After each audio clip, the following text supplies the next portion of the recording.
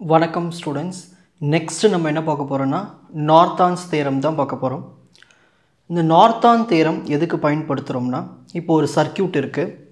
இந்த சர்க்கியூட்டில் ஒரு குறிப்பிட்ட பிரான்ச், இப்போ ஏபின்னு இங்கே ஒரு பிரான்ச் இருக்குது. இந்த பிரான்ச்சில் இருக்கிற அந்த ரெசிஸ்டாரில் எவ்வளவு கரண்ட்டு ஃப்ளோ ஆகுது, ஒரு குறிப்பிட்ட பிரான்ச்சில் இருக்க அந்த ரெசிஸ்டாரில் என்ன கரண்ட்டு ஃப்ளோ ஆகுதுன்னு கண்டுபிடிக்கிறதுக்கு இந்த நார்த்தான் தேரம் பயன்படுது. எவ்வளோ பெரிய காம்ப்ளிகேட்டட் சர்க்கியூட்டாக இருந்தாலும் இந்த நார்த்தான் தியரமை பயன்படுத்தி ஒரு குறிப்பிட்ட பிரான்ச்சில் இருக்க அந்த ரெசிஸ்டாரில் எவ்வளவு கரண்ட்டு போகுதுன்னு ஈஸியாக கண்டுபிடிச்சிடலாம். அதுக்கு தான் இந்த நார்த்தான் தியரமை படிக்கிறோம். ஓகேங்களா? சரி, இப்போ நார்த்தான் தியரம் எடுத்துக்கிட்டோம்னா இதில் மொத்தம் 5 ஸ்டெப்ஸ் தான் இருக்குது. ஸோ இந்த 5 ஸ்டெப்ஸ் நீங்கள் ஈஸியாக தெரிஞ்சிட்டிங்கன்னா எவ்வளோ பெரிய காம்ப்ளிகேட்டட் சர்க்கியூட் கொடுத்தாலும் நீங்கள் ஈஸியாக சால்வ் பண்ணி முடிச்சிடலாம். உங்களுக்கு ஈஸியாக சொல்லித்தரேன், ஸ்டெப் பை ஸ்டெப்பாக கவனிங்க. கொஷின் பார்க்கலாம். Calculate the current through 3 ohm resistor in the figure using Norton theorem. இங்கே 3 ohm resistor இதில் எங்கே இருக்குது, சர்க்கியூட்டில் இந்த இடத்துல இருக்குது. அப்போ இந்த பிரான்ச்சில் தான் இந்த ரெசிஸ்டார் இருக்குது. இதில் எவ்வளவு கரண்ட்டு ஃப்ளோ ஆகுதுன்னு கண்டுபிடிக்க சொல்கிறாங்க. ஸோ இதை ஸ்டெப் பை ஸ்டெப்பாக பார்க்கலாம். So first step 1. ஸ்டெப் 1 நம்ம எப்பயுமே என்ன பண்ணணும்னா, கொஷினில் என்ன கேட்டிருக்காங்க பார்க்கணும். இந்த பிரான்ச்சில் இருக்கிற அந்த ரெசிஸ்டாரை மட்டும்தான் நம்ம என்ன கண்டுபிடிக்கணும், எவ்வளவு கரண்ட்டு ஃப்ளோ ஆகுதுன்னு கண்டுபிடிக்கணும். அப்போ ஸ்டெப் 1ல் நம்ம அவங்க எதை கேட்டிருக்காங்களோ அந்த பிரான்ச் இருக்கு இல்லையா, அந்த ஏபி, இதை ஷார்ட் பண்ணிடணும். ஷார்ட்னு என்னதுன்னா, இந்த ரெசிஸ்டாரை ரிமூவ் பண்ணிவிட்டு ஒரு ஒயரால் கனெக்ட் பண்ணிடணும், அதான் ஷார்ட். ஸோ நம்ம எதை ஷார்ட் பண்ண போகிறோம், ஷார்ட் ஏபி. ஸோ இந்த ஏவும் பியும் ஷார்ட் பண்ணிடுறோம். இப்போ ஷார்ட் பண்ணிவிட்டு நம்மளுக்கு டயக்ராம் எப்படி இருக்கும் போடலாமா? ஸோ சேம் இதே டயக்ராம் தான் அங்கே வரும். இந்த இடம் மட்டும் நம்மளுக்கு ஷார்ட் பண்ணிடுவோம்.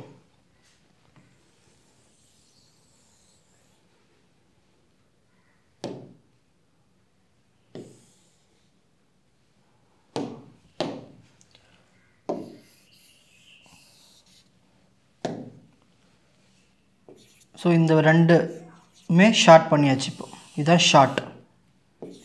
ஸோ ஏவும் பியும் ஷார்ட் பண்ணியாச்சு. இதுதான் ஸ்டெப் 1. ஸோ எதை கேட்டிருக்காங்களோ, எந்த ரெசிஸ்டாரில் கரண்ட்டு ஃப்ளோ ஆகணும்னு கேட்டிருக்காங்களோ அதை ஷார்ட் பண்ணி விட்டுருங்க. பண்ணியாச்சுங்களா? Next step 2. ஸ்டெப் 2 நம்ம என்ன கண்டுபிடிக்க போகிறோம்னா, நார்த்தான் கரண்ட் கண்டுபிடிக்க போகிறோம். ஐஎன், அதாவது இதுக்கு பேர் என்ன சொல்லுவோம், ஷார்ட் சர்க்கியூட் கரண்ட்டுன்னு சொல்லுவாங்க. Short circuit current.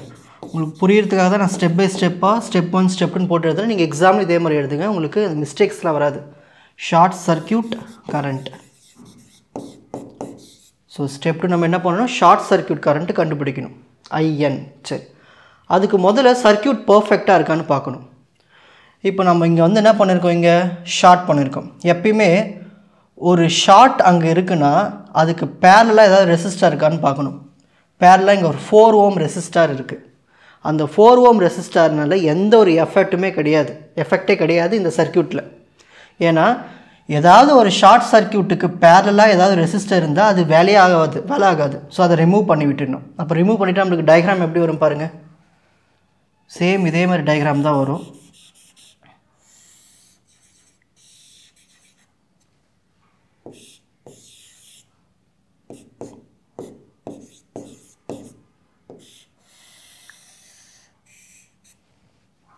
ஸோ இந்த சென்டரில் இதை ரிமூவ் பண்ணி விட்டாச்சு. இப்போ நம்மளுக்கு இது பேலன்ஸ் இது மட்டும்தான் இருக்கும். ஸோ ஏ பி, அப்புறம் ரெசிஸ்டார் வந்து 10 ohm ரெசிஸ்டார். இங்கே வோல்டேஜ் சோர்ஸ் வந்து 50 volt. ஸோ நம்ம இதில் தான் வந்து கரண்ட்டு ஃப்ளோ ஆக போகுது. இந்த கரண்ட்டுக்கு பேர் தான் நார்த்தான் கரண்ட், அதாவது ஷார்ட் சர்க்கியூட் கரண்ட்டு தான் கண்டுபிடிக்க போகிறோம். கண்டுபிடிக்கலாமா? So Norton current equal to, அதாவது short circuit current, Ohm's law formula I is equal to V by R. So இந்த சர்க்கியூட்டில் எவ்வளோ வோல்டேஜ் சோர்ஸ் இருக்குது, 50 volt. என்ன ரெசிஸ்டன்ஸ் இருக்குது, 10 ohm ரெசிஸ்டன்ஸ். இப்போ 50/10. ஸோ கேன்சல் பண்ண வரும் 5 வரும், 0 0 கேன்சல். ஸோ 5 ஆம்பியர் கரண்ட் தான் வந்து நம்மளுக்கு கிடைச்ச நார்த்தான் கரண்ட்.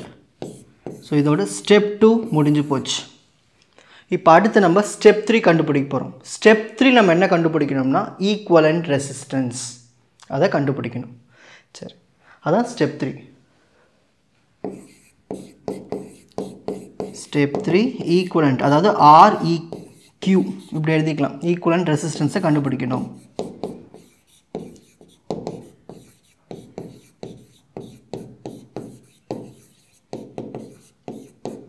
ஒரு ஈக்குவலண்ட் ரெசிஸ்டன்ஸ் கண்டுபிடிக்கிறோம்னா நம்ம என்ன பண்ணணும்னா திரும்ப ஸ்டெப் 1க்கு ஓடிடணும்.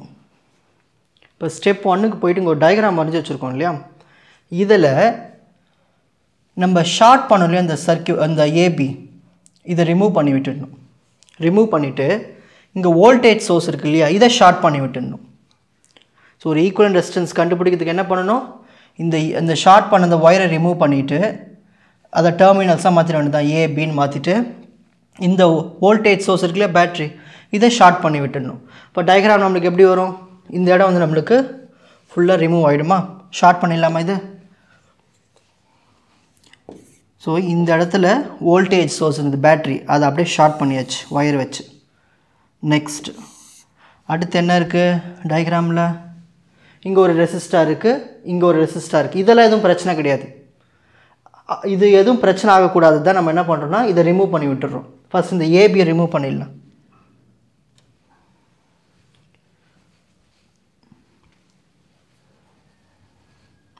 இந்த இடத்துல ஏபி ஷார்ட் பண்ணியிருந்தோம் இல்லையா, அதை ரிமூவ் பண்ணியாச்சு. ஓகேங்களா, ரிமூவ் பண்ணிவிட்டு இப்போ ரெசிஸ்டாரை மட்டும் வரைஞ்சிடலாம். என்ன இருக்குது, 10 ஓம் ரெசிஸ்டார், 4 ஓம் ரெசிஸ்டார், அதை மட்டும் வரைஞ்சிடலாம். 10 ஓம் ரெசிஸ்டார், 4 ஓம் ரெசிஸ்டார், 10 ஓம் 4 ஓம். ஓகேங்களா, இவ்வளோ தான் இந்த டயக்ராமு. இப்போ இங்கே இருக்கிற அந்த வோல்டேஜ் சோர்ஸை ஷார்ட் பண்ணியாச்சு.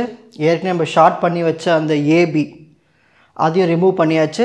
அப்போது நம்ம வந்து இந்த ரெண்டுத்துக்கான ஈக்குவல் ரெசிஸ்டன்ஸை கண்டுபிடிச்சிடலாம். இப்போ இந்த 10 ஓம் ரெசிஸ்டன்ஸும் இந்த 4 ஓம் ரெசிஸ்டன்ஸும் பேரலாக இருக்குது. ஓகேங்களா, ஸோ இது ரெண்டுமே பேரலாக இருக்கிறதுனால நம்ம இதோடைய ஈக்குவல் ரெசிஸ்டன்ஸை கண்டுபிடிக்க போகிறோம். ஸோ REQ ஈக்குவல் டு பேரலாக நம்ம எப்படி பண்ணுவோம், இது ரெண்டுத்தையும் மல்டிப்ளை பண்ணணும். 10 × 4 divided by 10 + 4. So 10 4s are 40, 10 + 4 14, 40 divided by 14 போட்டால் என்ன வருது, 2.8571, 4 டெசிமல்ஸ் போதும் ஓம். இதுதான் நம்மளுக்கு கிடைச்ச ஈக்குவலண்ட் ரெசிஸ்டன்ஸ். ஸோ ஸ்டெப் 3யும் முடிச்சாச்சு. ஸ்டெப் 4 நம்ம என்ன பண்ணணும், நார்த்தான்ஸ் ஈக்குவலண்ட் சர்க்கியூட்டை வரையணும். என்ன வரையணும், நார்த்தான்ஸ் ஈக்குவலண்ட் சர்க்கியூட். நான் சொல்லிக் கொடுக்குற ஸ்டெப்பில் நீங்கள் ஃபாலோ பண்ணிங்கன்னா உங்களுக்கு ஆன்சர் ஈஸியாக கிடச்சிடும். நார்த்தான் ஈக்குவலண்ட் சர்க்கியூட். சரி, இந்த நார்த்தான் ஈக்குவலண்ட் சர்க்கியூட்டில் நம்ம என்ன பண்ணணும்னா ஃபஸ்ட்டு இந்த பேட்ரி சோர்ஸ் இங்கே ஸ்டார்டிங்கில் நம்மளுக்கு என்ன இந்த டயக்ராமில் பேட்ரி இருந்தது இல்லையா, இந்த இடத்துல பேட்ரி இருந்ததுங்க இல்லையா, அந்த பேட்ரி நம்ம என்ன பண்ணோம்னா கரண்ட் சோர்ஸாக மாற்றிடணும். இந்த பேட்ரி என்ன பண்ணணும், கரண்ட் சோர்ஸாக மாற்றணும். என்ன கரண்ட் கண்டுபிடிச்ச, நார்த்தான் கரண்ட்டு IN 5 ஆம்பியர். ஸோ அதுதான் இந்த இடத்துல வரும் 5 ஆம்பியர் கரண்ட். ஓகேங்களா, ஸோ அந்த வோல்டேஜ் சோர்ஸை இப்போ கரண்ட் சோர்ஸாக மாற்றியாச்சு. என்ன கரண்ட்டு, நார்த்தான் கரண்ட். இதுக்கு தான் நம்ம ஸ்டெப் 2ல் அந்த நார்த்தான் கரண்ட்டு கண்டுபிடிச்சோம். ஸோ முதல்ல அந்த கரண்ட்டை ட்ரா பண்ணிடலாம், கரண்ட் சோர்ஸ்.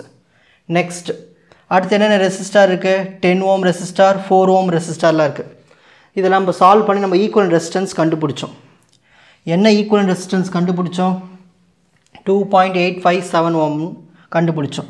ஸோ இந்த கரண்ட் சோர்ஸ்க்கு பேரலாக அந்த REQ இதை எழுதிக்கணும், 2.8571 ஓம். இதுதான் அந்த ஈக்குவல் ரெசிஸ்டன்ஸ்.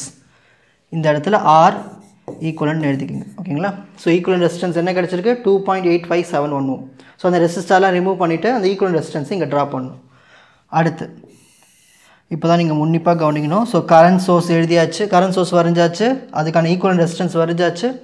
ஃபைனலாக நம்ம ஸ்டார்டிங்கில் ஒரு ரெசிஸ்டாரை ஷார்ட் பண்ணோம் இல்லையா, என்ன ரெசிஸ்டார் ஷார்ட் பண்ணோம், 3 ஓம் ரெசிஸ்டார் தான் ஷார்ட் பண்ணோம்.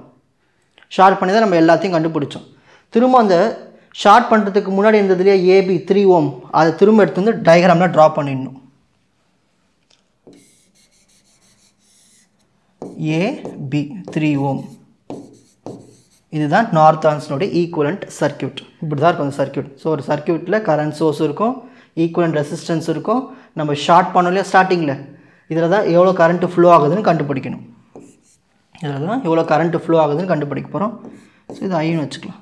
ஸோ இந்த கரண்ட்டை தான் நம்ம ஃபைண்ட் அவுட் பண்ண போகிறோம். அதான் ஸ்டெப் 5.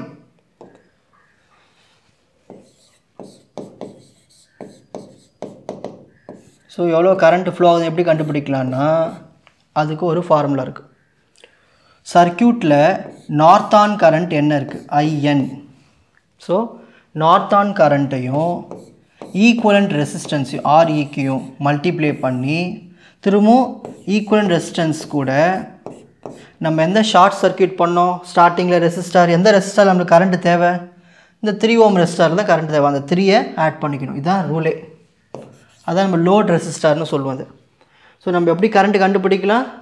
நார்த்தான் கரண்ட்டையும் ஈக்குவலண்ட் ரெசிஸ்டன்ஸ் கண்டுபிடிச்சது ரெண்டுத்தையும் மல்டிப்ளை பண்ணிவிட்டு ஈக்குவலண்ட் ரெசிஸ்டன்ஸ் கூட நம்ம என்ன சர்க்கியூட்டில் அந்த ரெசிஸ்டர் கரண்ட்டு ஃப்ளோ ஆகுது கண்டுபிடிக்கிறோம், அந்த ஷார்ட் சர்க்கியூட் பண்ணதை அந்த வேல்யூ எடுத்து இங்கே எழுதிக்கணும். சரி, நார்த்தான் கரண்ட் எவ்வளோ இருக்குது?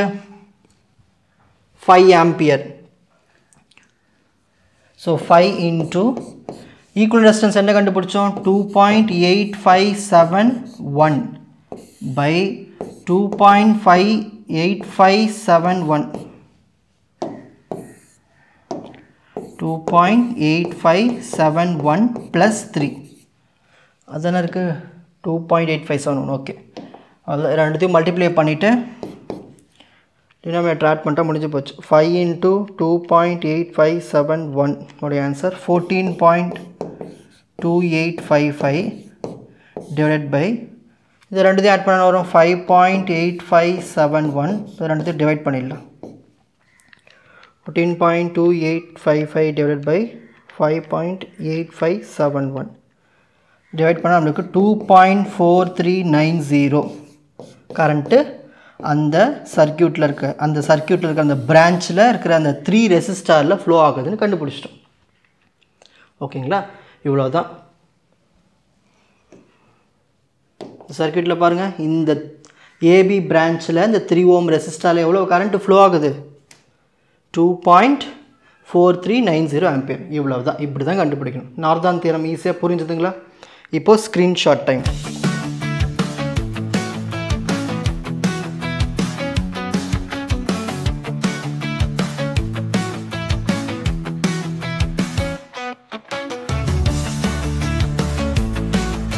உங்களுக்கு இந்த கண்டென்ட் ஈஸியாக புரிஞ்சிருக்கும்னு நினைக்கிறேன். வாட்ச் அதர் எபிசோட்ஸ் இன் த appropriate playlist. Four G silver academy strength success clarity. வணக்கம்.